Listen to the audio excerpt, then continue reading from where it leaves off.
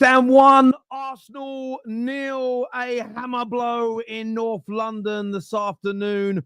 Tottenham with an impressive 4-1 win against Ipswich, which completely eases any relegation talk that their fans, people like myself, had a few short weeks ago. This is the full fan highlight show. We're going to break the games down. We want to get your opinions. We want to know what you think and feel in the comments section below.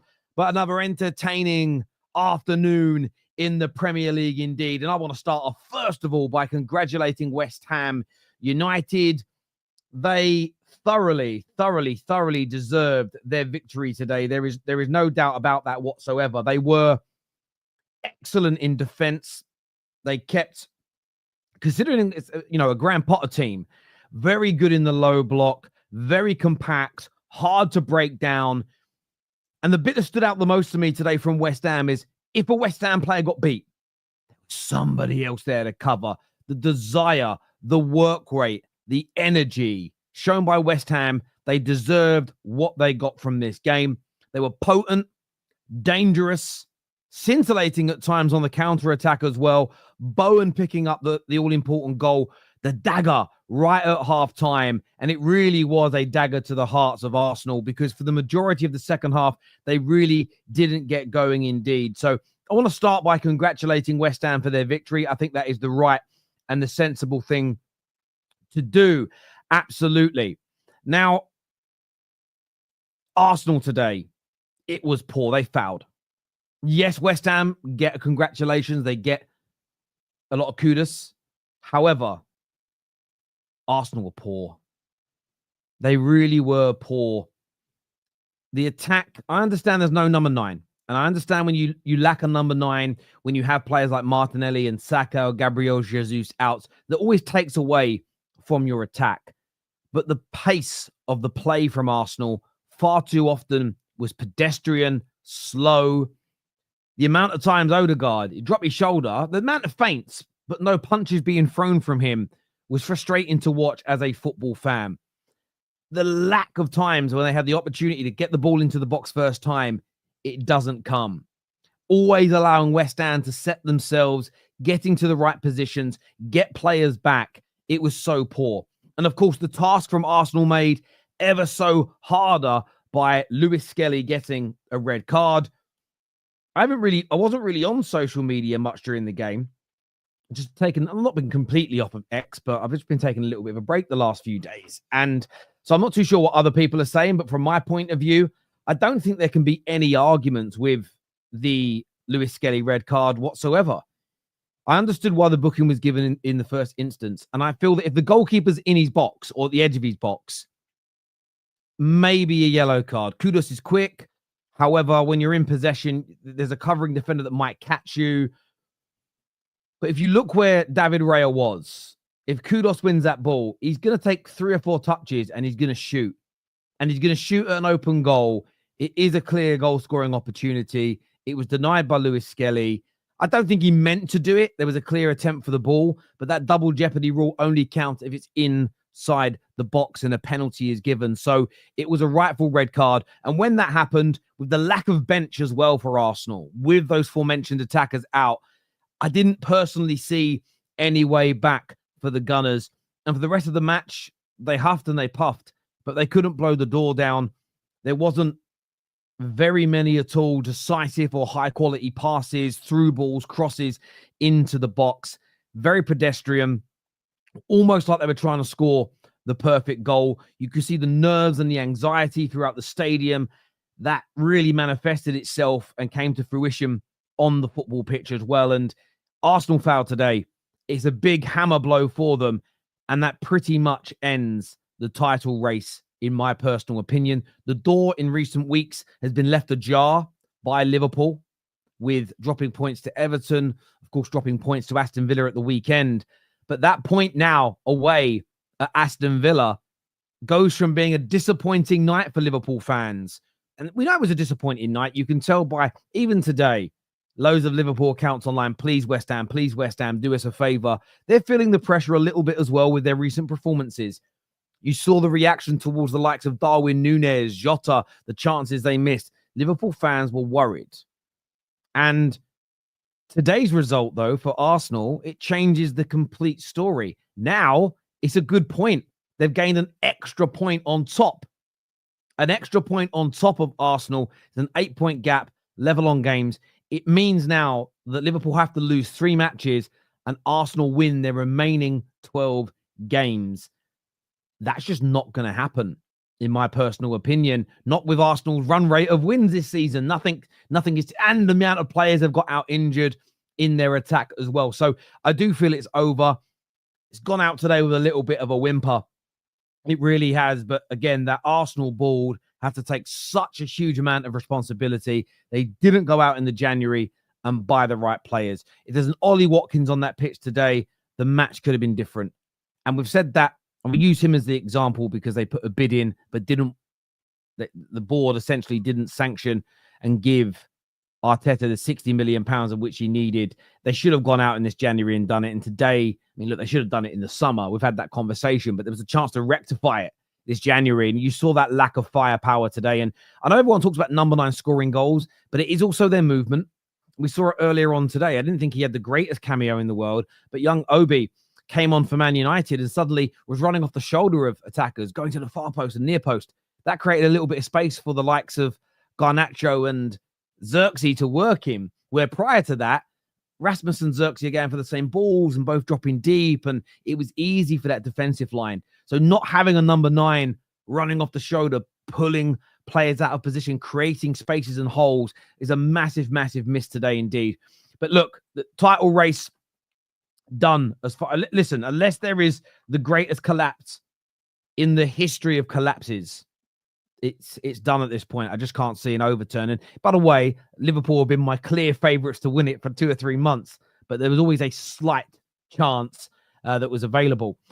Also today, Tottenham played. We mentioned them already. We're going to bring out Deji in a few moments to talk about that. Look, I think people are going to be disrespectful to Tottenham with this win. Yes, there was time. There was loads of shots from Ipswich, and yes, they got it back to 2-1. They nearly equalised. But I actually thought Tottenham were by far and away the better team. I really thought they were the better team today. A really important win for them. 4 goals. Not quite a clean sheet, but 6 points in their last 2 games. I think they can just forget. I thought they would keep getting worse this season if they kept Big Ange. I felt there was a problem there. I have to hold my hands up, take the L, and say I got that prediction completely wrong. They've got those points. I know they're not made the magic 40. There's no chance they're getting relegated. There's too many teams below them now that are not that are not winning matches, including my own. So well done to Tottenham. Very, very solid performance from them, picking up a big 3 points. And I want to thank Tottenham as well, because I just want everyone in the bottom 3 to keep losing points. It means Man United will survive. So I want to thank Tottenham for beating one of our relegation rivals today. It was massively important. Let's go to some of your super chats that have come in here. I want to get your opinions. I want to get your views on today's game. This is from Adair, who says, Arsenal did not show up at all today in any capacity. Bad decision after another and bereft of any energy. A draw would have been a robbery against West Ham. I agree with you. I feel Arsenal looked poor. Forget the goal. There was a dagger that hurt you. Forget the red card. I felt up until that point, Arsenal were very, very, very, very poor. There was barely any movement. Nobody wanted to take a man on. Sometimes just, have a shot, get a little bit stuck in. It looked, you could see the nerves. And there was this train of thought that maybe those 2 late goals against Leicester would give Arsenal a little bit more belief after the mass injuries they went through. It didn't. They didn't look like they believed from the beginning of this game. I want to thank here to my guy, Ibrahim, 49 months as a member of the Football Terrace. You absolute legend. Thank you. Sean here says, these Arsenal fans don't learn. You need to express to me what you mean by don't learn. Thank you. I think I know what you mean, but I don't want to assume. Arsenal, particularly Skelly, are looking scary, is what Amar says here. Till now, the worst Arsenal performance, EPL over, is what AMT says. Yeah, I agree. Probably the worst performance of the season. Horrible way for yourselves to bow out. There's no doubt. As much teeth as a granny who's lost her dentures, is what Harry Lawrence says here. Carl said, who could have ever seen a team with the attacking woes foul against a parked bus? We've seen it all year. This wasn't a surprise, but still bad. that was a surprise was the appropriate use of... What was a surprise with the appropriate use of VAR? Yeah, I agree. And there may be some gooners that don't agree with the red card. I think it was an 100% a red card today. There can't be any complaints. It was correctly used. And look, I know a lot of gooners will be hurting today and they won't want to go into this.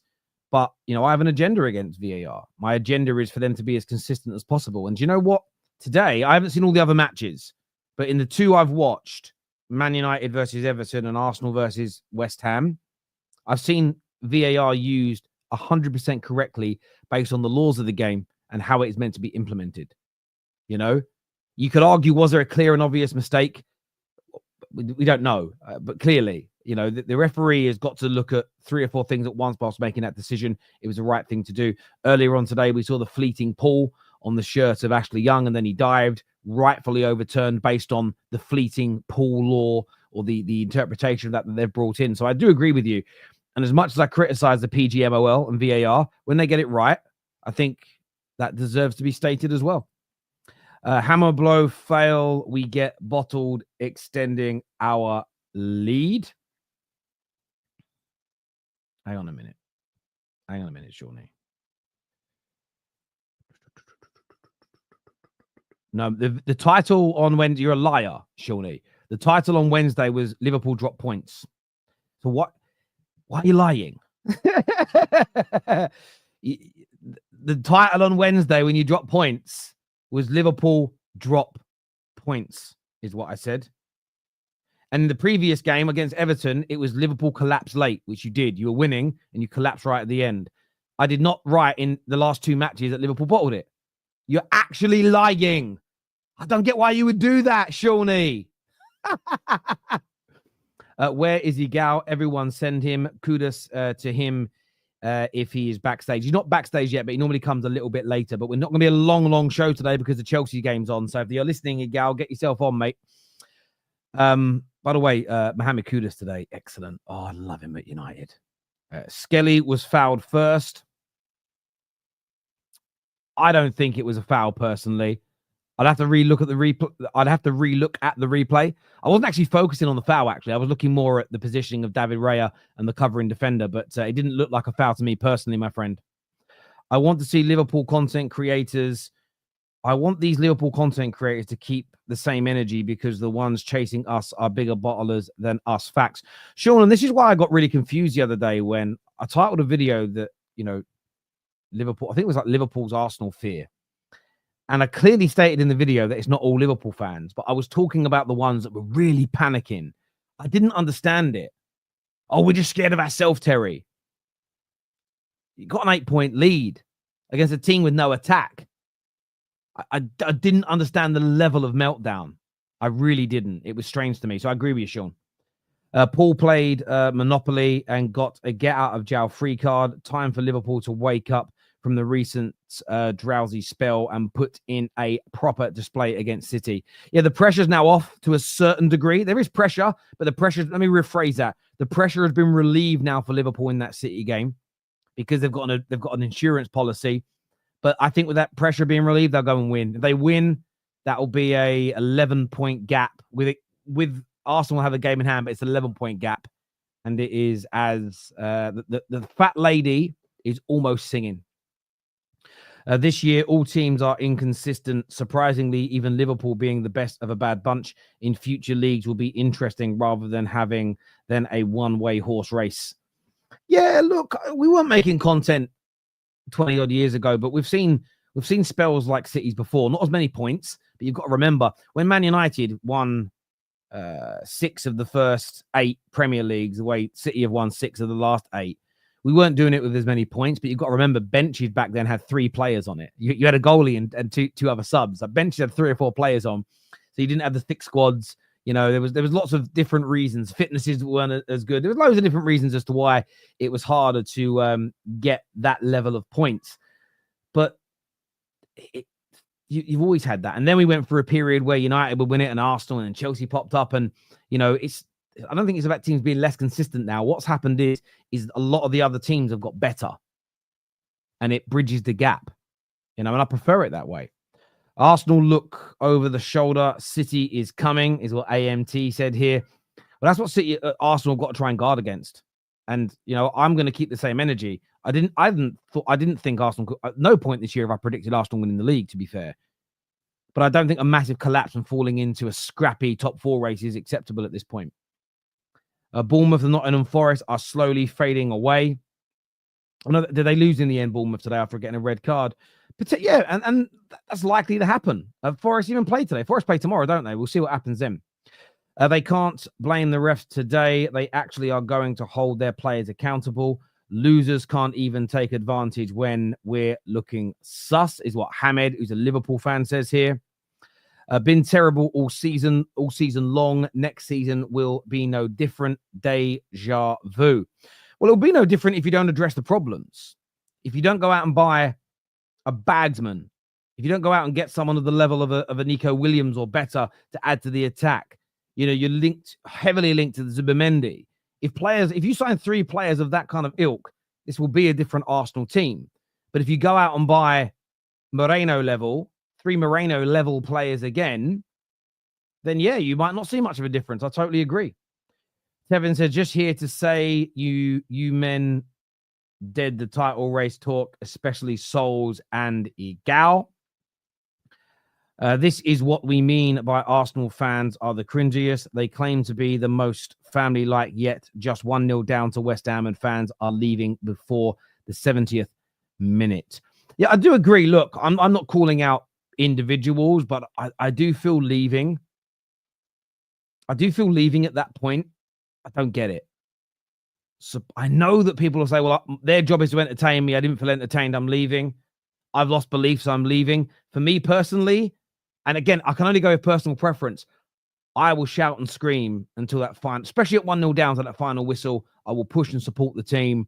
Again, when I was at games, typically speaking, I'm more encouraging until the final whistle, then I become angry.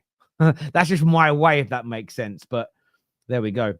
I didn't know AWB could dribble until Calafiori. Yeah, AWB was excellent today. He was great.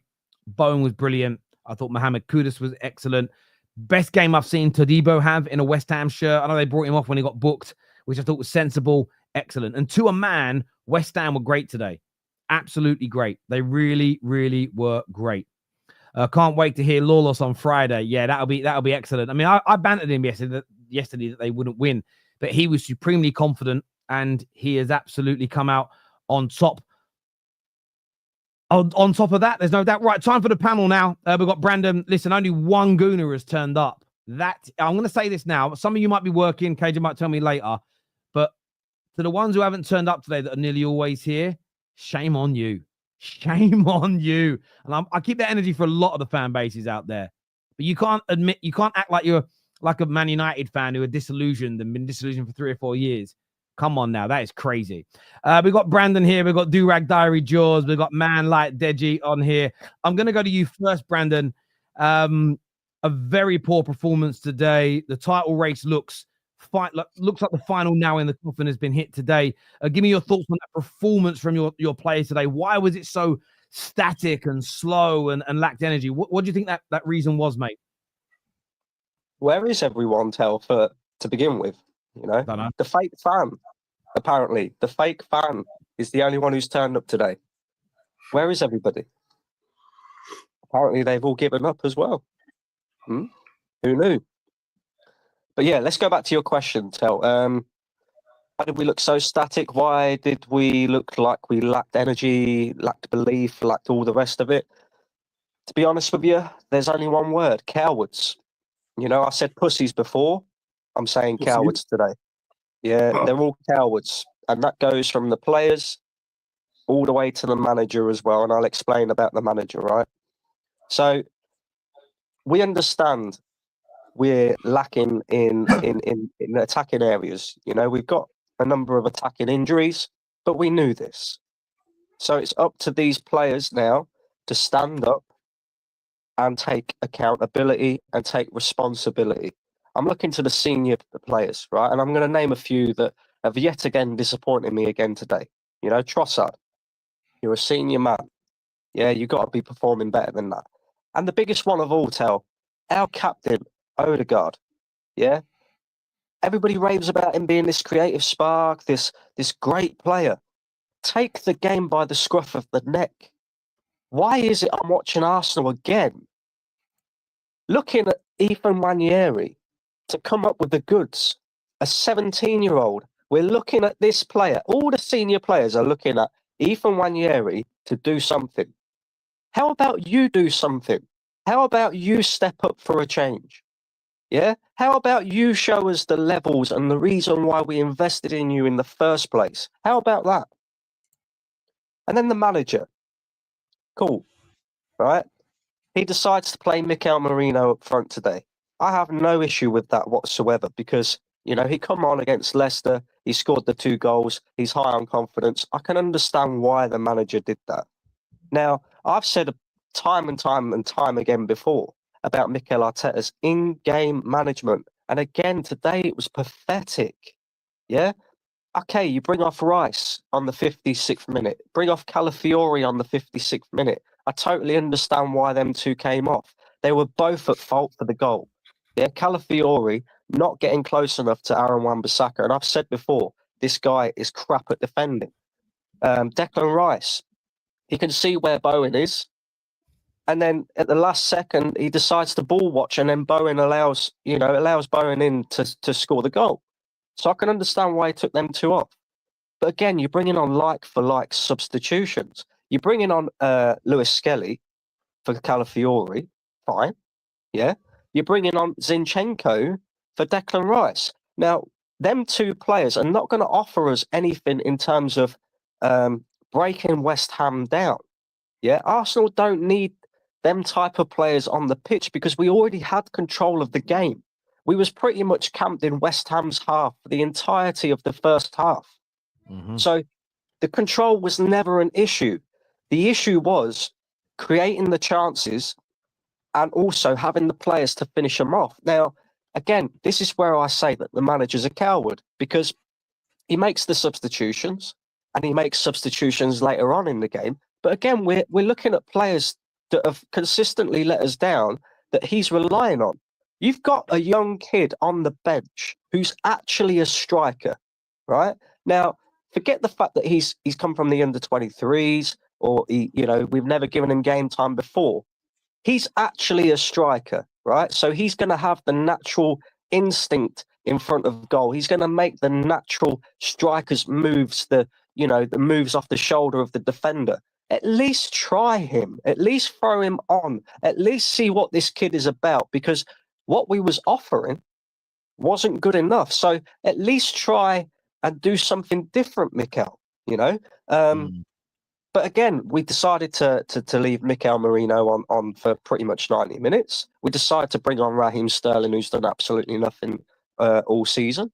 We decide to do the same things over and over again and expect different results. So that's why I say the manager's a coward, because please just try this kid. It might not work, but it might well work. At the end of the day, in the last month, right, our Arsenal's best 2 players have been our academy players.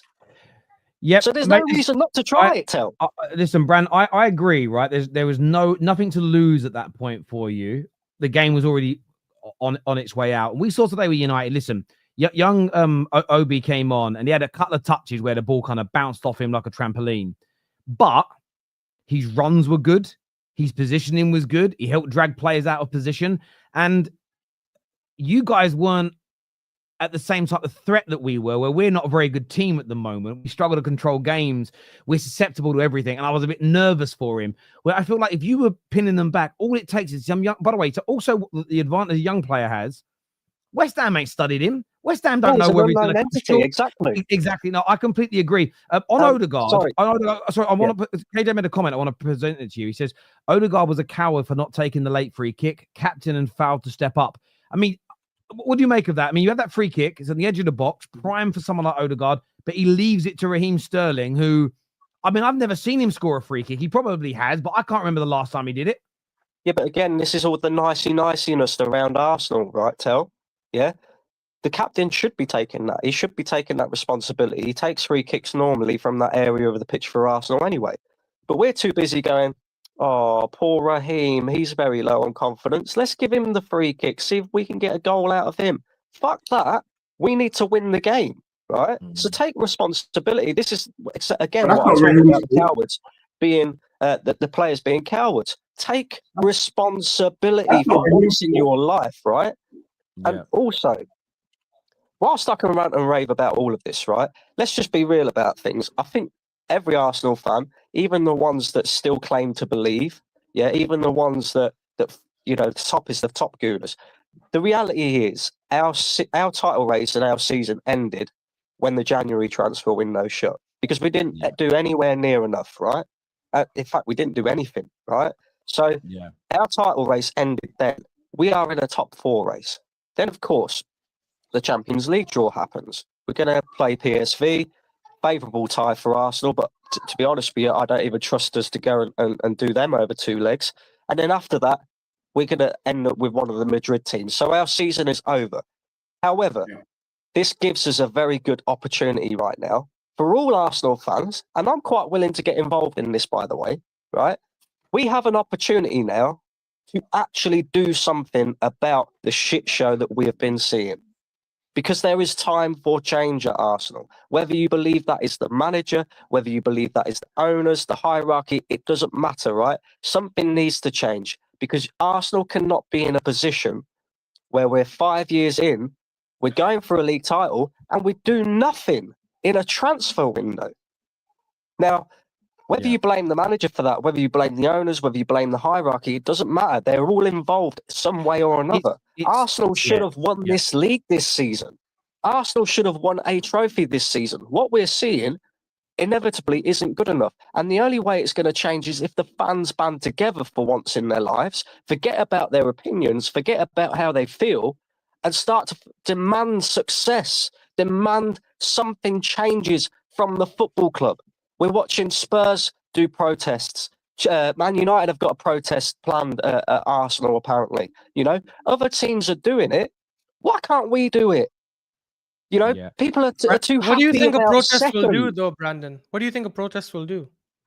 I think that now that we realise, right, our season's over. I think if people actually go, do you know what? Let's stop wasting our time. Let's stop wasting this, trying to think that Liverpool are going to all of a sudden have the greatest slip up in footballing history to allow us back into it. Let's use this time to come up with something where we're actually going to show our frustrations and vent our frustrations to the football club so that inevitably, if Arsenal end up in this position again next season, they don't sit there and do nothing in January. They actually go out and do something. But enough fans have to make their feelings known that this isn't good enough. Do you know what, Brand? I hear what you're saying and I get where you're coming from. I want to chat to the Spurs fans in a moment as well, and we've got some super chats. Where I agree with you is that making your voice be heard is important. The problem we have, and this is all our clubs, Spurs fans are saying brilliant protest last week, United fans, we can moan and moan and moan and moan, but when everybody goes out in a couple of weeks and renews their season ticket and pre-orders a new football kit, all of our owners just go, cheer for that, bruv.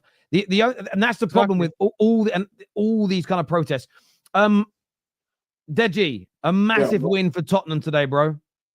Yeah, no, it was a massive win for Spurs. It's 3 wins on the bounce. Let it be known, second highest goal scorers in the league, despite our position. And maybe Postecoglou is a madman. Maybe he's right. Maybe the players needed some rest. To see 1 or 2 players come back. I told people about Danzo. I said Danzo could be like Saliba is for Arsenal, what Van Dijk is for Liverpool. Danzo's come in, and the results keep rolling in. The 3 points keep rolling.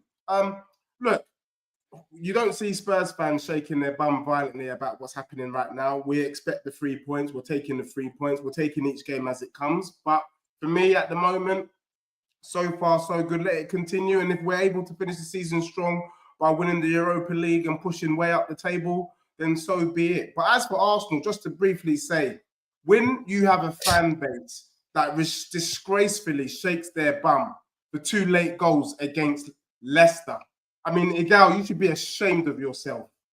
Glad you showed your face. Didn't your team just win? That's rare. That's a rare thing for Spurs. They want to talk about guys. Let you finish. Let you finish, please. You man knew exactly what you needed to do. You tried to pretend like you didn't need a striker. You tried to pretend like everything's all right, and now you want to come out here and cry. You should not be losing to West Ham at home. Hold that and be ashamed of yourself. Right now, Arsenal have done what they normally do. Nothing. I've come to realise that I believe the majority of Arsenal fans, the top gooners, and Brandon is absolutely right. I think you man are social media. You know what I mean? You're here to show the good bits. You're here. You're just trying to be part of the party, but you're not doing nothing. You're not buying bottles. You're not going away with anyone. You're just in the room. Do you get what I'm saying? Like, it's rubbish. So Arsenal are going to have another season. They might get top 4. No trophies. At least with Tottenham, and this is why I call you, man, the Red Tottenham, the Spicy Spurs. We went out, we did some business, and you're seeing the result of it. Whether you like it or not, you're seeing the result of our business. Where was your business? But what result? You will come here and act like you are the one holding your club up with your flat chest. Shut your mouth. Rubbish. No standards for your club. You can keep doing that. But you're the one chatting rubbish about your club. So for me, it's good. Because when you got people like Egal and the other brothers that are lifting up mediocrity, you can't come here and start crying. Egal will say, well, because we didn't have a striker. But were you crying? Where were you marching? Were you demanding? At the end of the January transfer window, if you're a true top gooner, you should have been saying, you know what, this is highly unacceptable. Let's not go to the next game because we know what's around the corner. No one's surprised. Me and Jords, we're not surprised. I sometimes I'm perplexed when I see these Arsenal YouTubers. Like, are you not watching the same thing that we're watching? We can pick your club for you and we don't give a damn about your club. Do you get what I'm saying? So for me, Arsenal are fully muddied. You can't talk about Tottenham. We've had a bad season. We know it. But you can see we're already on the bounce back. As for your club, you're bouncing down. Do you get me? So Tottenham, we move on up, Terry. We keep going. Look, people keep saying Tottenham are going to get above the relegation. We're not talking relegation right now. 2 more wins and we've caught Villa. Just like that, baby. Do you get what I'm saying? So for me, watch this space. You'd be very, very surprised. If Tottenham keep this run going, it could be very, very long for a lot of teams. So I'm happy with it. Does that mean we're anging or out? No. It means we just want the wins and keep the wins coming.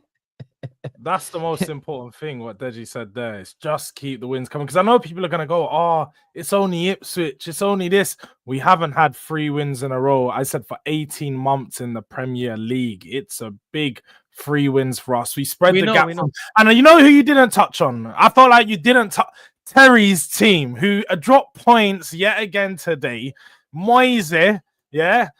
Moise. Definitely a better. What did your manager say? He's doing a better job than me. Yes, he definitely is. We can all see that. I'm glad there is definitely some accountability there from Ruben Amorim. I'm glad there is. And just like us as Tottenham fans, we take accountability. But Arsenal fans, Egal, you're the biggest crook. You come here and you're trying to go do all this. But was you not saying the other day, already making excuses about, oh, it might be a blessing in disguise if we don't win the league this year. It might be a blessing. What rubbish was that coming out of your mouth? It's for this. It's for the games that you plan, because what happened last season? Oh, it was West Ham that stopped you from winning the league. What's happened this season? West Ham and Fulham yet again. It's so...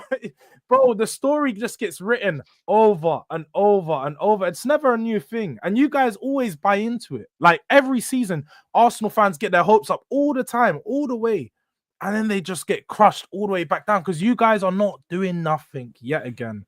But yeah, Terry, I just need to let you know about that. I know you're gonna buy it, but I needed to let you know. Oh, no, I'm not gonna buy it. I'm just glad you come on here to praise my manager, mate. Thank you. I appreciate it for him being honest and stuff. And question for you on our manager: who do you think is the better manager, David Moyes or Amorim? Who's gonna have the better career, in your opinion? Was that to me? Sorry. Yeah, to Amorim or I mean, Moyes so far had a better career.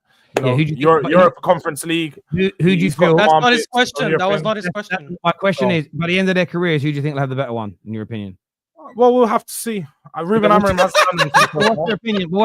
It's a simple question. Who's going to have the better career, do you reckon? Well, again, Ruben Amorim's got, what, 20 years left? I don't know how long Moyes is going to go on for. So we're going to have to see. But again, Moyes had a better career. So that's fine. One more. But yeah, who do you think is going to have? But you can't answer the question. There we go. So yeah, no biting. It's all right. He can, but he knows he's going to drop You guys himself. Don't like to, again, self-accountability. It's missing from Jords likes to sit on the fence. Sorry, the red cartel people. Guys. Hang on. When you say no accountability, did you watch my reaction earlier? No, the game started, so I didn't. I was watching. Yeah, I was going to jump on very quickly, and we'll get back to this. I'm going to run out of time because Chelsea are on.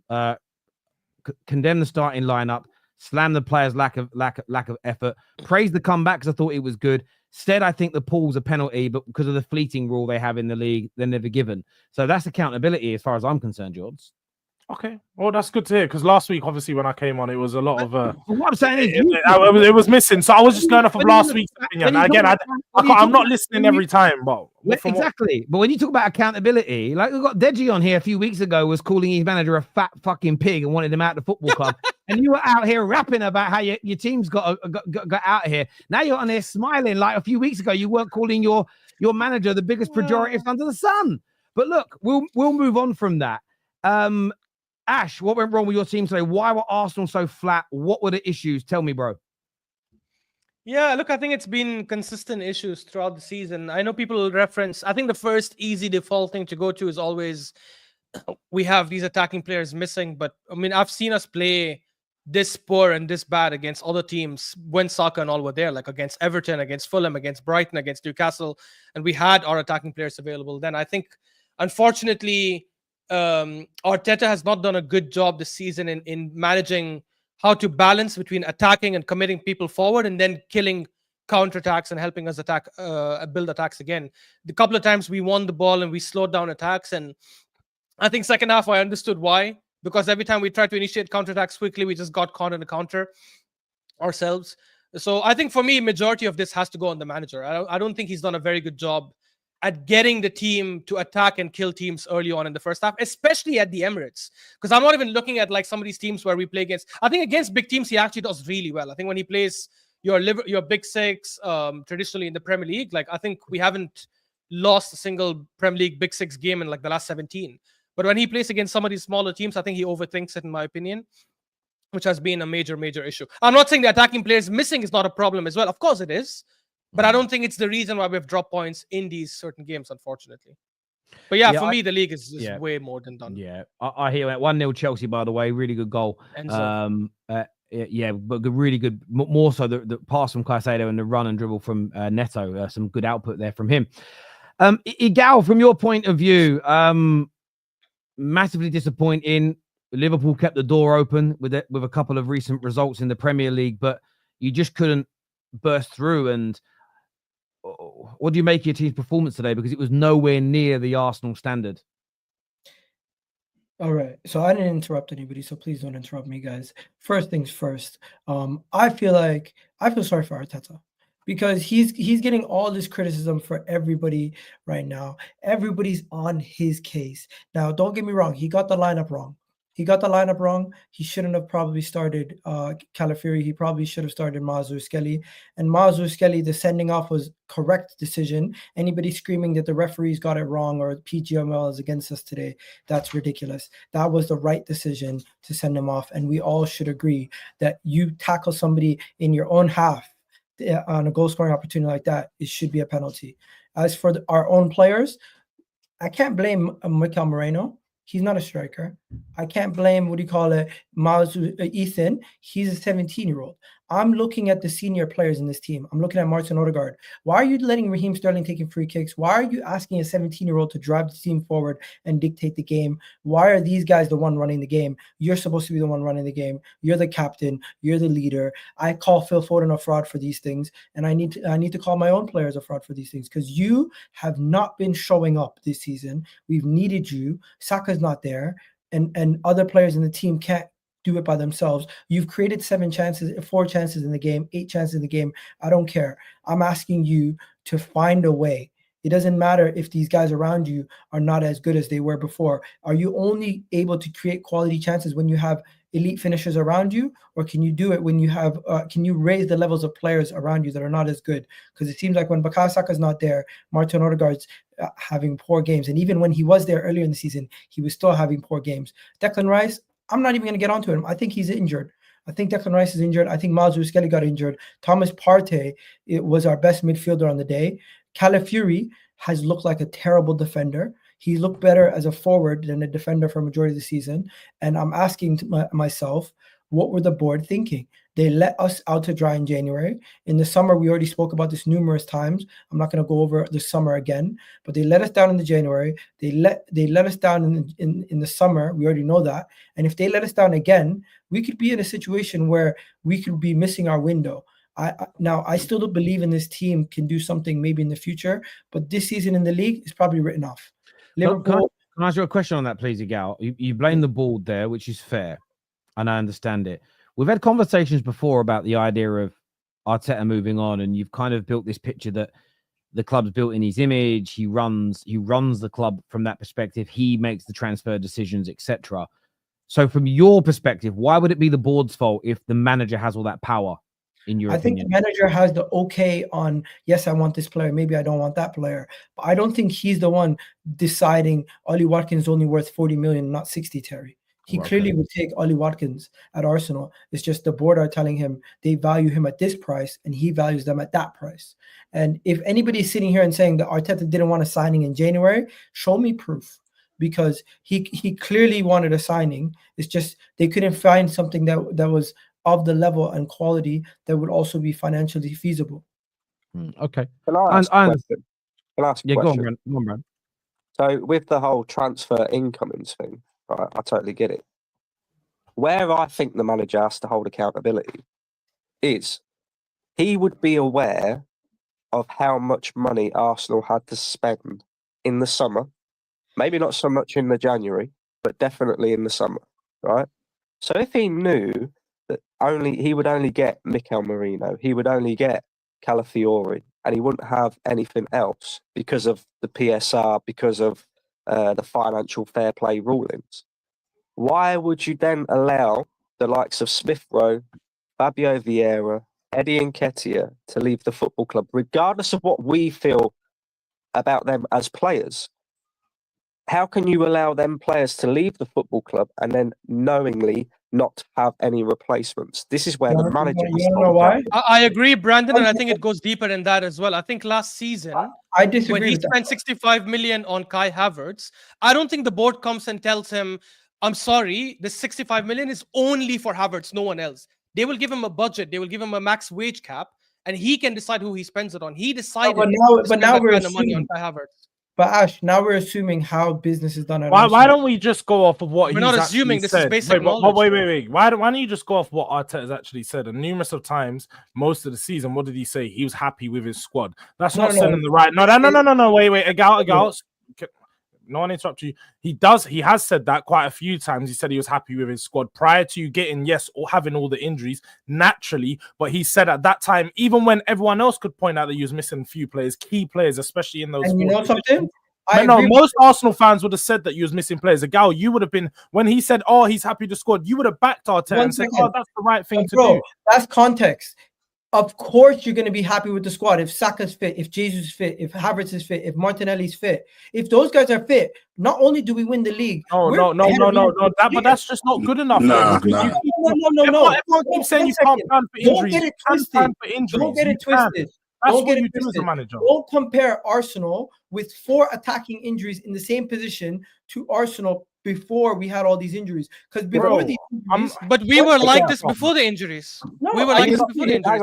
I disagree. Everton, Brighton, Fulham, Newcastle. We've been savage with injuries. We've been savage with injuries. You know something? I don't want to come here and make excuses off the back of that poor performance. I'm simply 1 second, guys. Understand, I am not defending Arsenal's performance today. I'm defending the take that he made. I think is ridiculous because it does not apply to everything throughout the season. For you to sit here and say going into the season he was happy with the squad, now he's not happy. Of course he's not going to be happy because during the season things change. You realize certain players are not good enough. also injuries can happen. And at that point, if you don't address it, you are going to leave yourself punished. To go back to the summer, to go back to the summer. This is the point that I made, though. If we're gonna go back to the summer, talk about Calafiori, talk about Moreno, talk about Raheem Sterling, but to say, oh, he was happy with the forward line. Do you think he's an enabler? But hang on, this is the point though that I just made, Egal. Again, why would you allow players to leave the football club knowingly, right? When you know you've got no funds there to replace them, right? Because the player wants to leave. Hang on, whilst you say that he was happy with his squad before all the injuries and he's clearly not now, that's fair enough, right? All right. Right? But you have to take injuries into consideration. Arsenal last season, and we all know this, were very lucky when it came to injuries to key players, right? Oh, are we unlucky that this was season? never going to be the case this season, right? And we knew that. You knew that as well as an Arsenal fan, right? For the past 5 years, Arsenal fans have been screaming out for somebody to come in as sufficient cover for Bukayo Saka because we knew that he would never ever be able to play 40 to 50 games a season for Arsenal and England consistently, year in, year out, without getting injured. That's just Bukayo Saka, let alone Martinelli, let alone Kai Havertz, who we also have no sufficient cover for. And this is what you're seeing now. Can I address one thing before you move on to the 15th point, my friend? No disrespect to you, but you're addressing so many things at one point. It's difficult to cover all of them. Yeah, respond to this point, then we're going to go to the super chats. Go on, mate. Okay. Simply put, if you're going to talk about the likes of Eddie Nketiah and Emil Smith-Rowe in the grand scheme of today, Eddie Nketiah, we got a reasonable deal for him. You're going to take that. Emil Smith-Rowe reportedly asked to leave. And if a player asks to leave, you usually would let that player leave. You would not want to hold them at their own will at the club because then they're not going to perform as well. And it's then if you say it's not, they didn't cover it properly, fair. That's a completely different discussion. But to go back to why did we let these guys leave, who we didn't even deem good enough at the time, some of them, I think is a ridiculous statement. Let's just go back to the summer. Instead of going back to the summer, we can go back to January and say this is where we ended up leaving ourselves out to dry. Yeah, I agree. I agree about January, 100%. Viewers, give us your take on that debate there between Brandon and Egal. I'd love to hear your thoughts, feelings, and opinions on that. A few super chats here. First one says, "Kudos, what a player! I think he will move into a top 6 club next season." Depends on who. Do you mean like the traditional top 6 or someone who's in it now? Because that's not the same thing at the moment. He's not worth 85 million anymore. Listen, I think he's amazing. I'd love him at Manchester United. Oh, chance for Villa to equalise here. Watkins, oh, good save, Jorgensen, but he got pushed a bit wide there. Yeah, I'd like to see him. This year says, I need Cunha and João Pereira with Vinny, and you want Cunha and João Pedro at you. I assume you mean you want them at Real Madrid because they're both not coming to the Premier League. So that must mean what you mean by that. Arsenal fans are the biggest bottlers than the Arsenal team, not showing up for the panel. Well, a few turned up. A few turned up today. But just like their players bottling it every season, the fans are now ducking for cover today. Stay humble, eh? To be fair, majority of those guys who you're saying are ducking for cover, like Saad, they already said the season was writing off. Yeah, in fairness, Saad and a few others. I want to know. I haven't seen Gunnar Solskjaer for a month though. I hope he's well and good. I hope he's in a good place. The only thing I would say to that though, Egal, is people like me get classed as a fake fan. I'm still here. Do you know what I mean? So, regardless of whether they think the season's over or not, they should still turn up and analyse the game. I think. Exactly. I do respect Brandon and Egal for turning up. I do respect them for turning up. I'll say this: it's not only about turning up. I think there's a lot of fair weather fans. When it's good, you are happy, your mood is happy, everything's happy, and you want to speak. But when things are not going well, that's when we really find out how committed you are. And I think there's a mixture here, right? So there are some people that just love making content, talking to fellow fans, rival fans, and they do it regularly. Win, lose, or draw, they're there, right? And there's, I'd put myself in that category, and most people on this panel would go into that category. You got some that are fair weather. And I saw a Chelsea fan, I don't know, by the way, he tweeted today saying, I've stopped watching fan content. I've stopped going to most games. I'm just so dissolute. I hate this club now, as an example. I sort of looked at that and thought, the only reason I stopped going to United games was because of my boycott against giving the Glazers money. But no matter how bad we are, I know in my heart of heart, I'm never going to stop watching. I just know myself, right? I'm going to continue to do it. So you do get those fair weather fans who only want to talk about their club when they're doing well, when they're at the top. You've got the other side, sort of I told you so fans, who, whether it's positive or negative, they all Watkins should score. Oh, what a block. They do the same thing. They just both these positives. It's why the extreme Arteta inners and extreme Arteta outers. It's why I say they're both fouled in their debate, because there's been too much time from their original opinion. They're what I call spaghetti throwers. So you get the positive ones. Consider me Arteta inner? No. Let me no. Well, maybe. But I'll explain this here. They spaghetti throw. So everything they throw is just positivity, hoping some of it sticks. And then when they go, right, that bit stuck, so I can say I was right. Some of the negative guys do that too, where they'll just throw so much spaghetti at the wall, and they go waiting for some of it to stick. Okay, I got that bit right. Oh, those 6, 7, 8, 9, 10 predictions are wrong, but I'm going to hone in on the one that I got right. So there's multiple layers of fans that, and by the way, they're all welcome to say and do what they want. I'm saying nobody should be shut down or cancelled, but you mix them all in together, and what you'll get is the ultra positive ones today. They have to hide because this didn't match.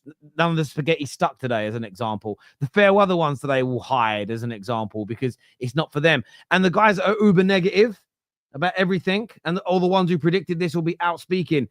You know, if Arsenal win the next 4 games and win a few Champions League matches, they suddenly go quiet. I actually quite enjoy it, to be fair, because I think it makes it fun when you come across them again in the future. So yeah, it's all great. Enigma here says Arteta cannot play against a back 5. Wingers get ice. Oh, Man United in a couple of weeks. Nice. That's a joke. Get isolated, marked out of the game. Both Waneri and Saka. Brandon, it's all technical, no effort. Yeah. I mean, I can't agree with that. I mean, a lot of it. They struggle. I think they struggle with just people sitting back.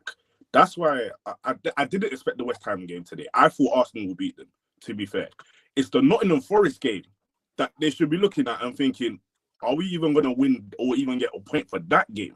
Because they don't play a traditional back 5, but the way they sit back and just condense the space, Arsenal going to struggle on Wednesday.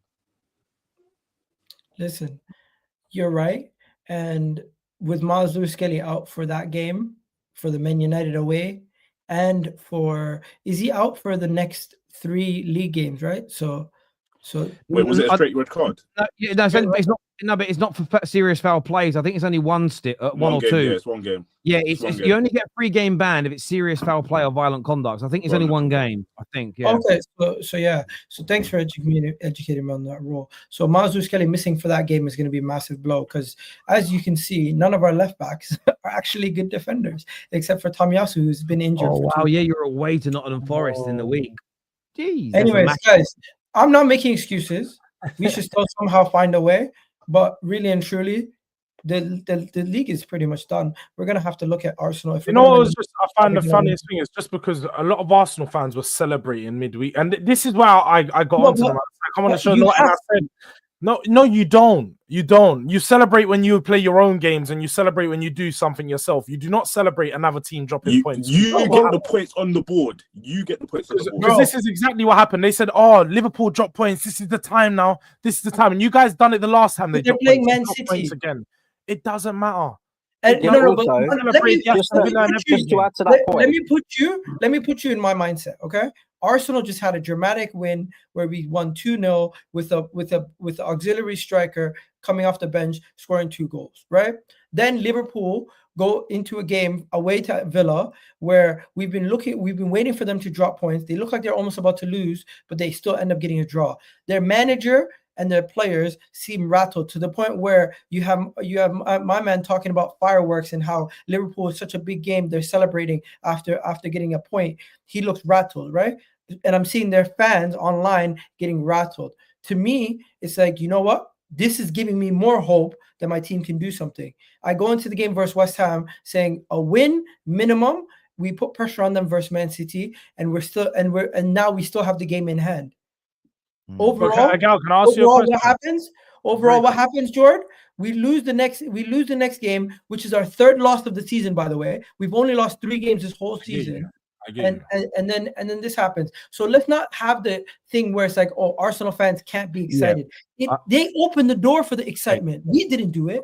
I get that. Do you know what I would say to that? Just very quickly, because I'm running out of time and I've got to get these super chats done, mate. Go on. Obviously, for the past 3 years, we've been in the title race, and the problem has always been us doing what is required ourselves in terms of getting the points ourselves. So the first season of being in the title race was 8 points clear. So it was in our hands and we still lost it. Last season, it was in our hands and we lost it. So more to what George was saying, he's right, because it's all right getting excited about Liverpool dropping points, but Arsenal ultimately have to do their job as well. And we've failed to do that in 3 years. So okay, but 1 second. Liverpool failed to do that last year also. Yeah, I've got to move forward, guys. I know we all want to comment on the super chats, but I'm time restricted because I am watching the other game and I've got to sit down and focus a bit more on it. 2 times possession and passes, 2 attempts and give up. 2 attempts and give up 5 attempts and should have leaked 3 or 4 goals. Mikel, stinker. Lewis Skelly had to foul Raya well out of his goal. Yeah, 100% a red card. Nobody would be denying that at all. Terry, it's not over until it's mathematically impossible for second place to catch up. Brendan, not cowards or pussies. They're yellow. They are chicken shits. Do you know what I would say to that, though? Yes, I get your point about mathematically impossible, but you've got to look at probability as well. The probability of Liverpool losing 3 games and Arsenal winning all 12 is highly unlikely. That free kick situation reminded me of how Sterling used to try and argue to take Palmer's pens when Palmer is the designated penalty taker at Chelsea. Arsenal fans better hope Liverpool win tomorrow. Man City will be breathing down on Arsenal if they beat them. There's no point wasting your time on the man who represents mediocrity, Egal. He's had his full of delusion, is what Anthony says here. If they slip up, we will be there, Arteta said in October 2024. Credit to Brandon and Egal for always showing up, is what Andre says. It took Fergie 7 seasons for a league. I believe in the manager and the majority of the team, but I have zero faith in the owners or the board. They need backing. Big up yourself, Abraham. Terrible performance, but relieved that it's over now rather than just losing on the final day. Can't complain about the red card, but would like consistency. Yeah, I think they'd send most players off in that situation, if I'm being honest with you. I really, really do. Look, I want to thank everyone who has tuned into the show. I think this is going to redirect you to Hassam's watch-along, so go and support him. My final thought before I leave is going to be this. I know Jords came on here and bantered Man United for drawing with Everton, but they are the team that beat them 3-2 at their ground just a few short weeks ago. So the shamelessness in that is crazy. Aston Villa could score again here. Also, Deji celebrating mediocrity. What is Deji doing with Tottenham?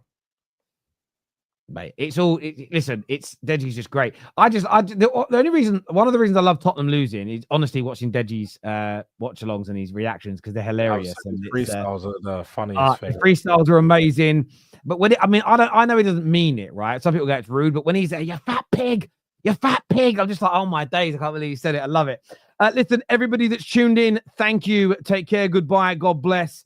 And we will see you all again in about an hour and a half time. Peace.